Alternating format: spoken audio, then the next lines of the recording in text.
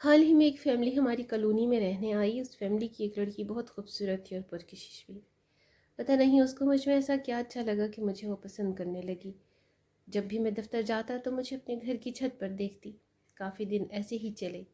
میں نوٹ بھی کرنے لگا تھا، بات کرنے کا دل بھی کرتا تھا، مگر ڈر سا رہتا تھا کہیں ریجیکٹ کر دیا تو۔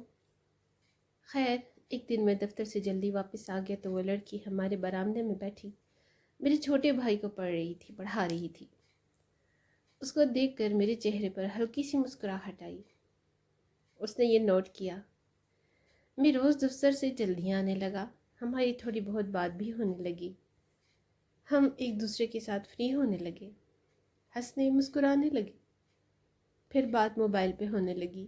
ہمیں پتہ بھی نہیں چلا کہ ہم ایک دوسرے کے ساتھ اٹیچ ہو گئے۔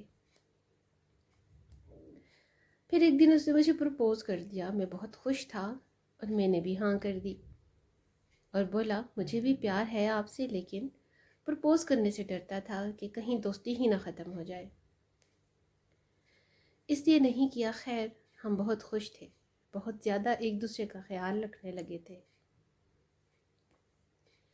ایک دوسرے کی پسند کا خیال رکھتے، جو بھی چیزیں لیتے پہلے ایک دوسرے کو بتاتے، اگر پسند ہوتی تو ہی لیتے۔ رات رات بھر باتیں کرتے، ہم سو جاتے لیکن ہماری کال چلتی رہتی۔ اکثر میرا موبائل چارپائی کے نیچے گرا ہوتا۔ سب ٹھیک جا رہا تھا، ہمارے گھر والے بھی رضامند تھے، دونوں فیملیز نے اوکے کر دیا تھا، ہم بہت بہت خوش رہتے۔ پھر ایک دن مجھے کال آئی، وہ مسلسل روئی جا رہی تھی، کچھ نہیں بول رہی تھی۔ میں نے پوچھا لیکن جواب نہیں ملا، بس روئی جا رہی تھی۔ میں دفتر سے اس کے گھر کی طرف نکلا۔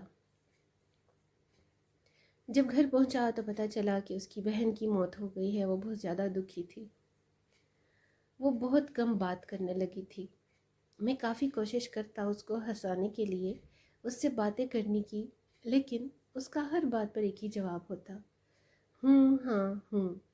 اس کے علاوہ وہ بات ہی نہیں کرتی۔ اور ایک دن مجھے پھر کال آئی کہ وہ بولی کہ میں اپنے بہنوئی سے شادی کر رہی ہوں، اگر نہ کی تو میری بہن کے بچے رل جائیں گے، اور روتے ہوئے کال کاٹ کی۔ میں یہ سن کر بہت ٹوٹ گیا تھا۔ جس دن اس کا نکاح تھا میں اس دن دبئی چلا گیا۔ آج 4 سال بعد واپس گھر آیا ہوں۔